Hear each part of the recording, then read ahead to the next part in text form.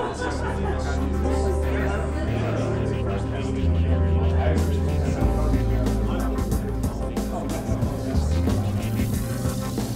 the burning questions that I've been wanting to ask you guys did you start this together? Yeah. Yeah, so we actually started selling music CDs and then building websites in 7th grade. And part of the deal is I would usually finish my homework first, and then I would help him with his, and then he would go back to programming. So he has a lot more years of programming than I have. So our mom said that he was the builder and I was the painter. Huh. And so we've kind of, I guess, over the years developed a pretty unique skill set, and so we really complement each other. And so as we went to college and started our first company, it kind of just made sense to partner with each other to go ahead and take on our first idea. And as I wasn't the best at making relationships and trying to pitch our idea, but I could definitely build a website. Whereas Lucas was the reverse, and as well is pretty good at Photoshop, so he can mock out a pretty decent website. Right. So I think you guys just solved one of the biggest problems with co-founders, right? Because usually when people come to me and ask me, like, so usually one person has a good idea, right? And basically need someone to build it. So they go off and they try to find a co-founder. But you guys solve that problem by just being brothers, Yeah. right? Basically. Well, we certainly solved it, but it took us. I mean, now we're 350 plus team members, and it took a lot of trust in our other team members to actually help us build this thing. And so I think it comes down to trust, and it's easy to trust someone that you are technically, genetically related to. Whereas if someone new that you don't know, it's hard to build that trust, and it takes time. Yeah. And so going out there and finding team members, especially ones you're going to start with, figure out how you can understand if you're really going to trust this person for the long term. We didn't really know what entrepreneurship was. We were just kind of doing it in the early days. We actually figured out the term of entrepreneurship when we applied for college, and we're like, oh, we're entrepreneurs. So. Nice. So then you went off to college in Boston, right? Yeah. No, we went to Babson College in Boston, Mass. Okay, gotcha. And did you continue with your entrepreneurial pursuits there? Or? Yeah, so we started a few various ideas. Of course, one of the classes, you had to create a business plan, and you get 10 students all creating a business plan together. You end up with something related to clothing. So we did that, of course. And then after that, it was we started building entertainment websites before YouTube was big, and then that got us into actually mobile marketing and online advertising. Right.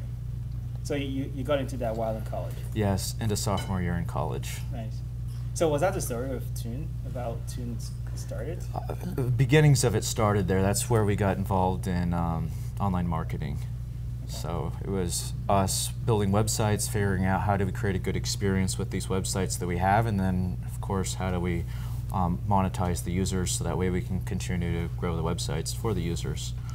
What really was interesting in college was, as we started out, we sold our first banner ads on eBay for like $20 a month, and we were just trading. We had another guy that we were working with, and we were trading traffic in for free, just link trading, and we're building our traffic volume that way.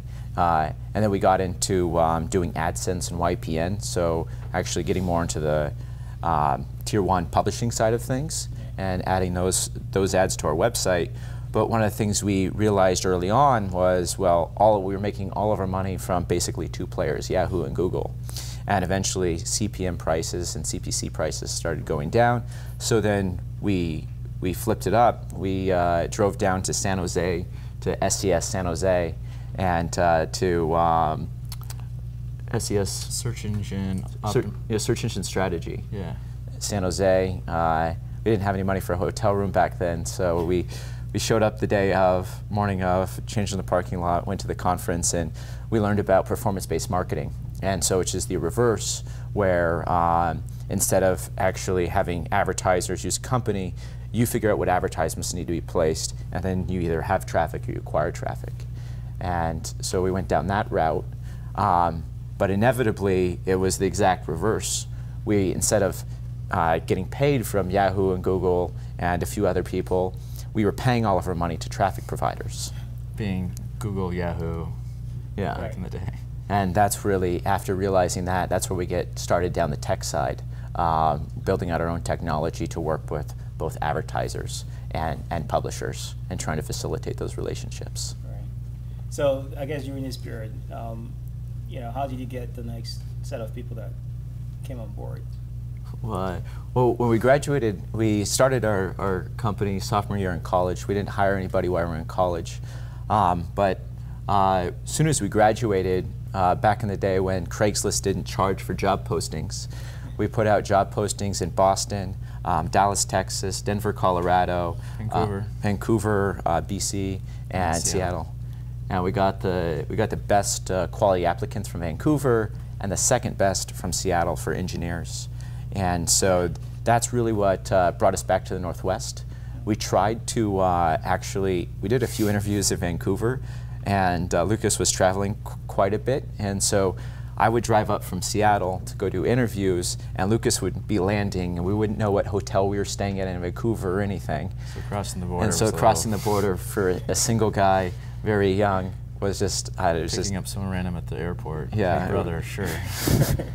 So it was just kind of a hassle, and then on top of that, there was illegal challenges that we were to have to deal with to set up in Canada. So we came back to Seattle, and that's where we started. And the coolest I think what we learned is getting our first office space. We had 1,200 square feet in the Western Triangle building.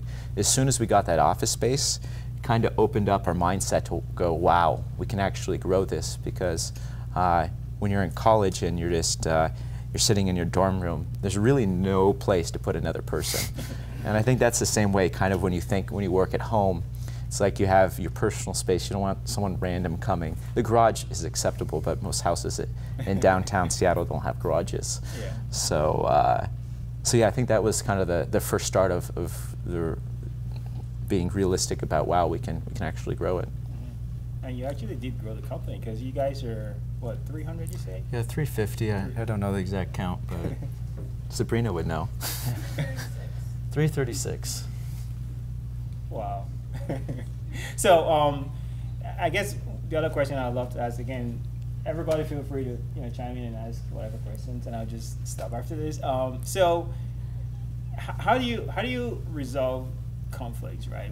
Especially when you started. Usually you have co-founders who are always like, trying to get things done, and sometimes things don't go as well, right? So even though you did trust each other and stuff in the earlier days, how did you go about resolving, or were you always on the same path along the way? No, there have certainly been times where, well, there has to be a decision at the end of the day, so we can't necessarily hold up from making decisions. So even certainly something that you have to take into account even in today is someone eventually has to agree with the other person or compromise of some sort, and you have to believe in the other person if you are the one to compromise. And so I think everybody on our leadership team are there because they're capable of believing in a decision that someone else has made. And so it's a belief. It's a layer of trust, but it's also a belief in another person. And you have to believe in them, and you can't hold back on your belief, because that will trip you up in longer decision making processes. And I think that's something that we've just kind of learned early on is you can't. When we had arguments way back in the day, and generally, as we had more arguments, we just typically resolved them faster.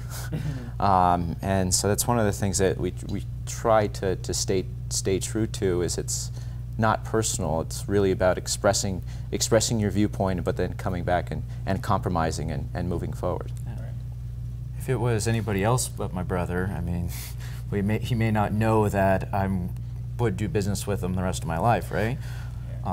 It's my brother, so he kind of naturally has that. So I think perhaps we kind of take that mentality to other team members that we have and just give them unabiding belief and trust that they're going to make the best decision, and perhaps that's kind of spread to other leadership in our company. All right.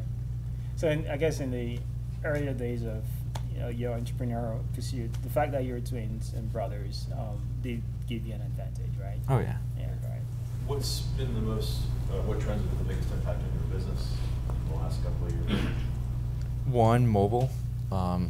So our first product, Has Offers, started off for desktop and mobile web, and we tried to make that product actually support mobile, and we ended up just building a new product that was completely mobile focused, and now we're actually, after it took us a while to realize the impact that it would have, and we had to make that decision to build a new product. But now that we have teams and understand both opportunities, we're at a point where we can actually bring these two products together, and both of them almost have feature parity, but tackling different opportunities, one for marketers and one for network operators. So I'd say mobile's been the biggest thing. Certainly measurement of marketing campaigns. Traditionally, it's been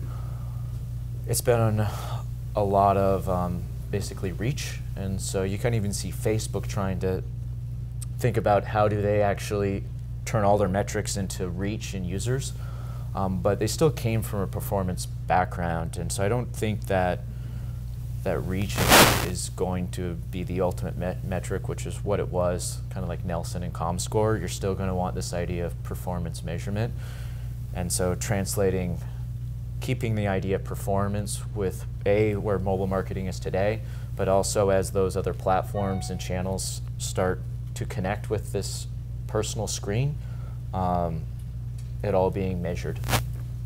Yeah, and one of the interesting things is you have these online retailers that they had their mobile teams and they had their brand teams. And the mobile teams are the ones that have had metrics from the start. CPA, CPO, everything related to some sort of action. Whereas the brand guys, they're going back on reach. And so you have, in the mobile space, you have all these individuals that are learning about measurement, and then they're sharing that with the other teams. And so it's kind of interesting to see the brand advertisers are really the next guys that we're trying to really focus in on educating, because we think they're about there. Yeah. One thing that's always impressed me about Has Offers and Tune is every time I come to an event and someone's speaking, there's like 30 of them. I see that here a little bit too. And I'm actually interested, was that a conscious decision early on? Is that just organic? Like from a mass populating events perspective, how have you thought about that as the company's grown? Well, back in the day, we used to hire people that we wanted to hang out with. So inevitably, that was because I enjoy hanging out with this guy.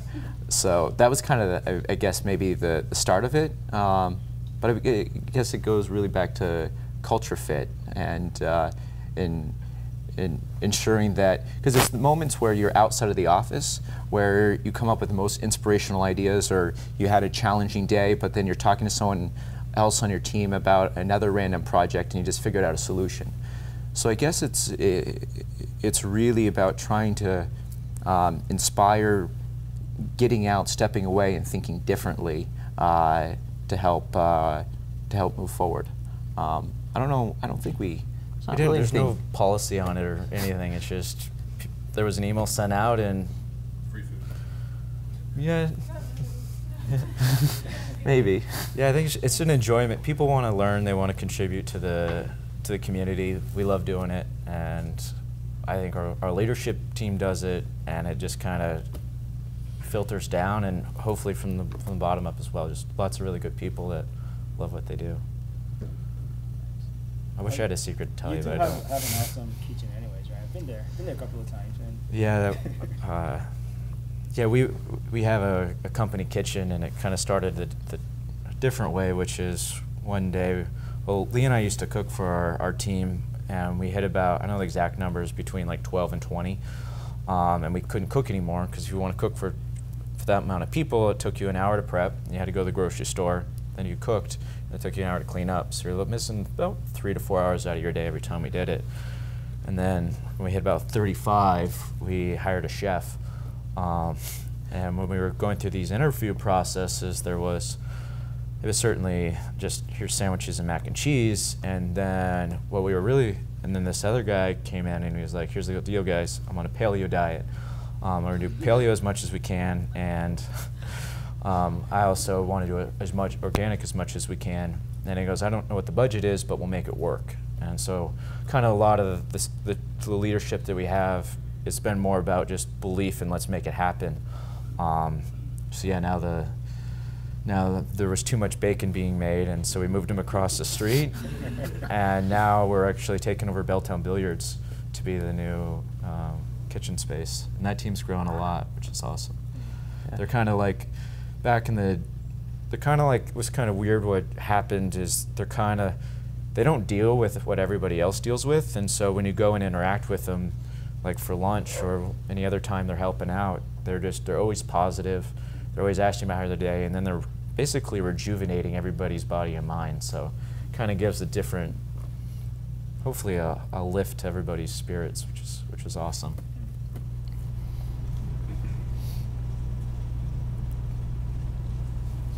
A question about your culture. Do you run into conflict between wildly creative, maverick kind of people who generate wonderful ideas, but they may not be as sanguine about accepting decisions by other people? Do you have to screen carefully nowadays to find the right fit for your culture? I wouldn't say we screen too much related to fit. Because I think there's already a notion of, I think we have a really good notion of who the applicants that are applying, they usually want to be a part of our team and our culture. So, especially since we're so open about our culture and who everybody here at Tune is. So I think that's a pretty good screen. As we are growing, certainly how do we continue to take new ideas to ensure that we're innovating for the long term? That's certainly a challenge that any company has, large or small, and we're certainly thinking about how we can continue to do that right now. One of the things that we're doing now is starting a small R&D team to help think about these larger ideas that maybe could impact a current team, or the team maybe not be able to do them, but well, let's see what it does and how can those certain ideas translate into current projects or take us to another level that we couldn't go to just continuing to innovate a product or system we already have. So I think it's a big challenge. We don't know ourselves, but we're certainly trying to figure it out, and the current way is R&D, and then eventually how does R&D actually work with all the teams? Well, and another thing that we're actually actively trying now is we first started out, we had 2 products in the same office space, and I said this briefly, mentioned this briefly earlier on before this started, which was interesting is though when one product is just having success, the other product always was trying to firefight or overcome a challenge. And so there was always this balance that never everything aligned. And so we actually moved one of our products to a new office space just down the street so we could let both teams kind of be independent and have an opportunity to both excel and celebrate their wins, but then also when we need to buckle down and overcome a challenge, they have the opportunity to do that without having to have so much noise. But one of the things that was really good early on and focused to get both products where they are today. But one of the things we're testing out now is switching around the teams, and whereas we're trying to bring both products together. So bringing together all the engineers that have similar skill sets and bring them together. And I think we hope that one of the things that hopefully that will solve is when they do have these ideas, they can utilize more of the other team members that have a similar skill set to help get support or talk about it. And then from there, that should be a good way to kind of help facilitate more discussion. So that's something that we're trying out at the moment. So. Yeah, Yeah, I just wanted, so are there a couple, would you call, or would you be able to say a couple common denominators that you think kind of permeates the whole culture? I think one would be lots of empathy, two would be lots of passion, and empathy for your team members, but also for the clients. If we didn't have that, if we didn't have the client empathy in the beginning, we certainly wouldn't. I don't think our products would be as successful as they are, and that client empathy certainly created some technical baggage that we're dealing with. But it's certainly been an advantage. So, and third, yeah, Belief in each other. Yeah, I guess. I mean, Lucas stepped down as CTO. Must have been CEO. Sorry, 3.5 years ago. And it was really a recognition that it wasn't for power, but it was really because Lucas wanted to be involved in the product. That's where his skill set was. And so realizing that and doing that, I think is a good example for everybody else to kind of use as a model. It's not necessarily you have to be the one leading. You can lead from behind, but still be a great leader. And so that's we have that. We have multiple other cases of that as well, which I think, or where team members are really great contributors, but maybe they'd be better on a different team. So whether it's finance to marketing or sales to HR, support to engineering, engineering to support. So that's certainly. a top-down kind of encouragement to let people kind of create their path. On the whole, yeah, I would say that when we were small, that happened a lot, and we certainly haven't lost it by any means. So, yeah. Can you talk a little bit about, your competitive landscape? Just share some of that, if you may. So, as far as on the technology for marketers, it's a really competitive space. We have certainly a really. We started being mobile first in that scenario, and we have a really exciting opportunity ahead of us. Yeah, I would say it's fun. I mean, both of our products, I think, I think it shows that have been pretty successful. And so, as we got the opportunity to rebrand, we got the opportunity also to pick bigger competitors. Yeah, well, going back to that, I mean, we certainly, when we've grown, we've definitely made sure that we kept our aspirations and our goals. I mean, it certainly took a lot of late nights on some days, but more so achievable. So yeah, so making sure we set our sights and making sure that we actually execute upon what we decide to do and build, and being consistent at that. And then eventually we will go from a small company to a good company to a great company. And so we're still on that path. So let's get back again. I kind of always love the story of how people start things. It's always been a passion of mine, right? I always love talking to folks who actually just have this vision and just going from it to it. So if you were to go back to how it all started, right? Obviously you've learned a lot over those years, right? Can you talk about some things that you would do differently?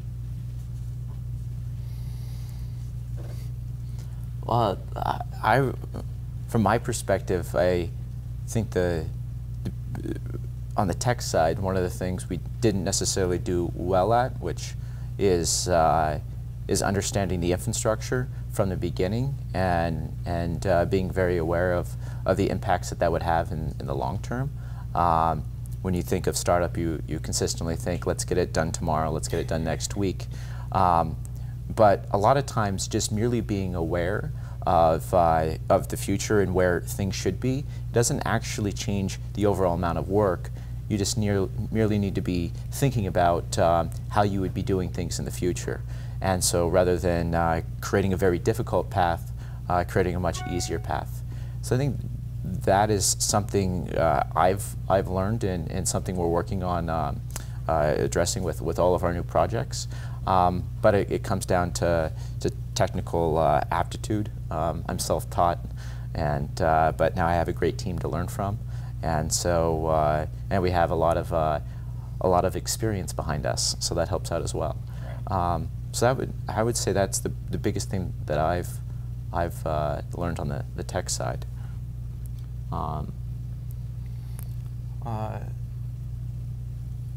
Yeah, maybe promoting. I mean, technically, I should have. I mean, I never liked being CEO, and so letting go of that sort of responsibility long before it was too natural for it to happen, because technically Peter was already being CEO even though I had the title. So I would say more self-recognition in what you're good at and making hard decisions faster. I mean, even Lee could almost say the same thing. He was CTO for 6.5 years and possibly wasn't the best CTO the last, I don't know, year or something like that. So I would say, yeah, being more self-aware of what your value is to what you're trying to build and the vision, making those decisions, and also being transparent about what you're good at and understanding what you're not good at, so the rest of your team members know. All right. What are your roles now in the company? So I'm chief architect right now, and working on building new products, and really incubating them and to bring them to market.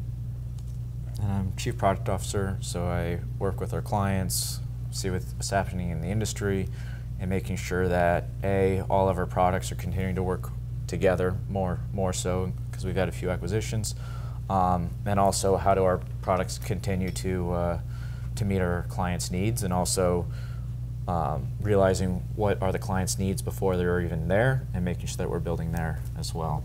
So yeah, lots of working with clients and making sure we're building awesome product.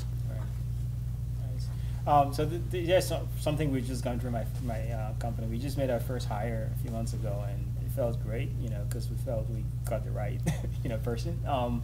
So for those who are running companies, startups, maybe you can just share how do you make that first hire that good? Usually that first hire is always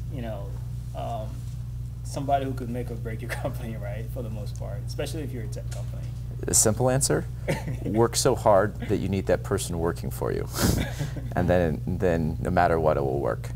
Yeah. I think the biggest thing that if you're just hiring because you want to hire someone, there's probably not a need, and so I think that's one of the things that we've enjoyed.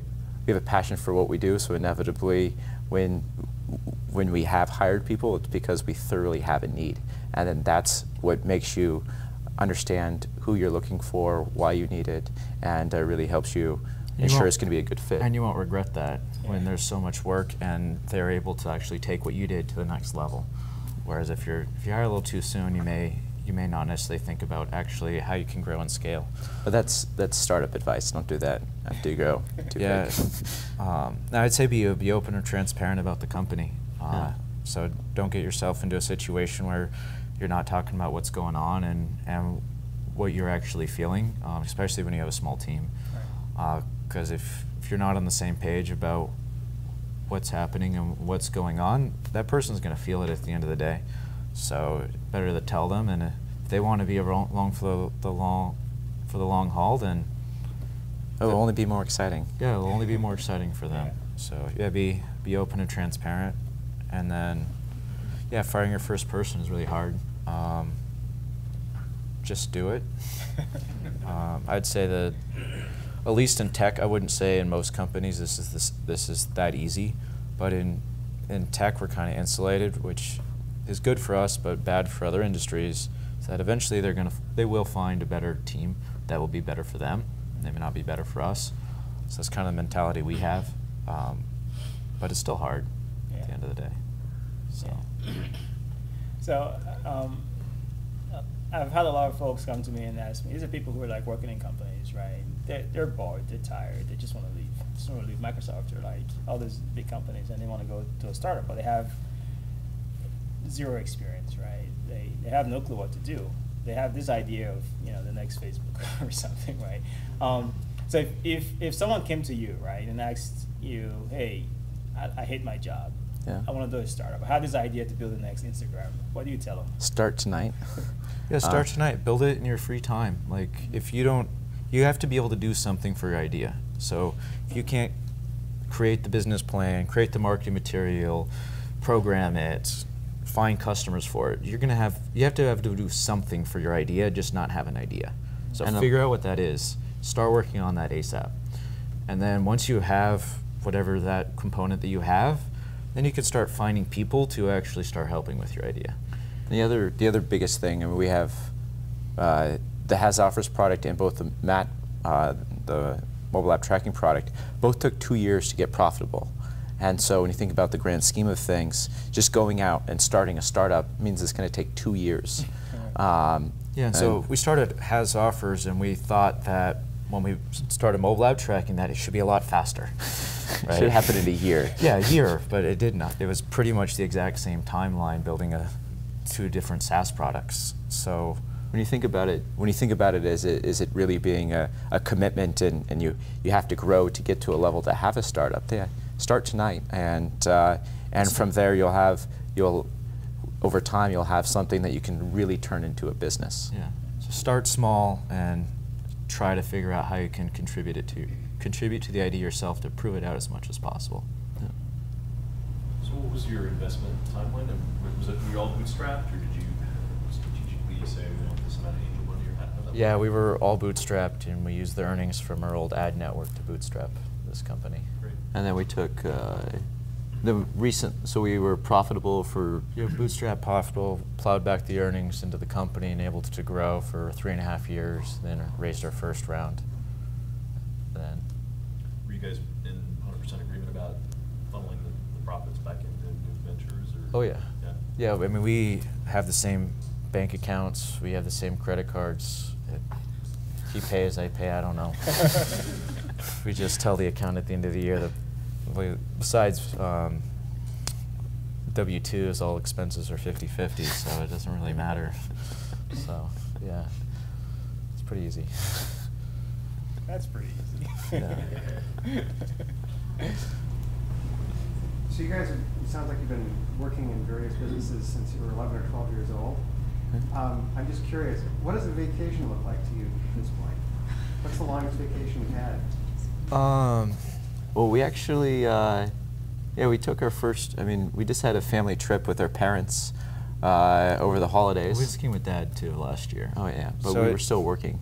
Yeah, on the whole. I mean, we took our first family. Well, and then we had another family trip to Berlin last still summer, but working. we were at our Berlin office. So, I mean, yeah, it's this. We just went on a trip for 12 days Yeah. with our mom and dad and sister to Japan, and so that was Probably the most disconnected we've been. Yeah. But traditionally, I mean, like, company is us. We're there for the company, and so, I mean, yeah, it's great to check out, but if we can be available and help, then that's what we're going to do. So we always make sure hotels have internet as much as we possibly can. Because, yeah, it's so. If your company was extinguished or sold, whatever, hopefully the latter, what kind of business opportunities would you guys pursue, and would you do it together? yeah, we definitely do it together. We do it together, but I don't know if we pursue a business opportunity first. We'd probably go out and learn some new technologies first, and do a. What's interesting to you? Well, I mean, there's this on the tech side. There's a ton of new things. I mean, we have Apache Spark, which is coming out, and it's one of the things we're trying to develop internally. But there's so many different avenues you can explore with that. You have the whole containerization and orchestration aspect. You have new programming languages coming out, and so I think one of the interesting things, because we've been doing this for 9 years, we haven't necessarily, as entrepreneurs, we haven't actually put enough emphasis on personally in the previous years. Learning new technologies and allocating time for that. So usually, now that we're hiring people, they've either just came out of college, they got some new training or education and spent some time on it. We've kind of missed some of that, so we would. And it's probably the first thing we would do before doing another opportunity would be to just go back and try to keep up, spend some really good time learning about the new technologies and all of everything that's available, and then go from there. That was a big- We'll do something in tech, yeah. Tell about the taco. Yeah, go for it. So one of the, I guess it'll be on the public now. One of the so as we develop B2B software on the whole, and it's really hard for, now that we've grown, how do we eat our own dog food, right? And so we're actually building an app for our kitchen right now that will basically, team members will be able to see the menu, and then but we're also going to be using our marketing technologies to engage with our users, send push notifications about lunch and all that fun stuff. So that's really cool. But if you all know Belltown Billiards, there was a hot dog stand on the corner of it, and then there was it turned into a taco window late at night, also when they sold hot dogs. And so we're going to be reopening that up and have a mobile app that will be serving breakfast tacos, not evening tacos, and getting to use our technology and interact with end users, which we don't really get that in developing traditional B2B software. So we'll be in tech, but still could be food involved. Right. But, yeah.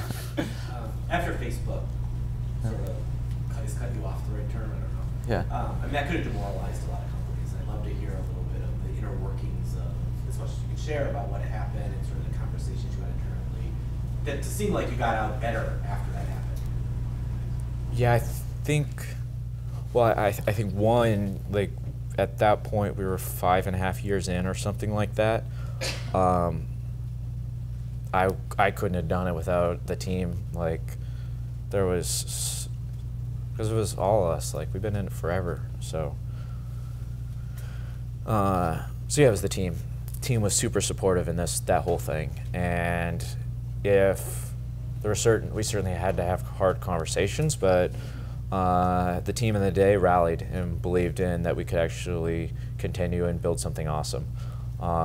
So I gotta give the team. I was not necessarily. I wouldn't say I was below. If you had an average pessimistic level, I was down here, or maybe on the higher end of it. Because it is a shitty situation, but believing in the future and something that, yeah, helped us pull through that. But I think that's one of the interesting things about us as founders, though, is when Lucas says that he was pessimistic. I think for some reason, because we're so passionate, we enjoy looking at things as more of a challenge, because then when you look at it from a challenge perspective, then that's what creates the opportunity for excitement, for something really awesome to happen. And so that's definitely something why we had Peter step forward to take on the CEO role, is because he was a great communicator and never let these issues like Facebook really get in the way of what inevitably we all dreamed of together, what the future was. So it was really, yeah, it was really just about kind of all of us realizing that we can work through it and just making it happen. But the other thing as well is we had another product as well, and so we were diversified on revenue, so it wasn't a biggest hit as it could have been. Yeah. What was the problem with Facebook? We used to be a mobile marketing partner with them, and we actually were a very large partner of them, and it just there was some disagreements about how we were working together, and at the end of the day they ended it. And so we had a lot of mutual clients that were utilizing the Facebook integration, and we had to figure out ways to still empower our clients, and that's what we did. Nice. All right, so final question. What's next for your company? Continuing to build a marketing cloud. We have a lot of components. There's certainly a lot of companies that are buying technologies to kind of scrabble together a marketing cloud, and we are building all our tech ourselves, certainly acquiring some pieces, but at the end of the day it's going to work really, really well together for marketers that actually are cross-screen. And so just focused on crushing it and doing that. Great. Well, thanks. I guess we've learned so much about you guys, and thanks for coming in. Well, thank you very much. It's been a pleasure. Give it up for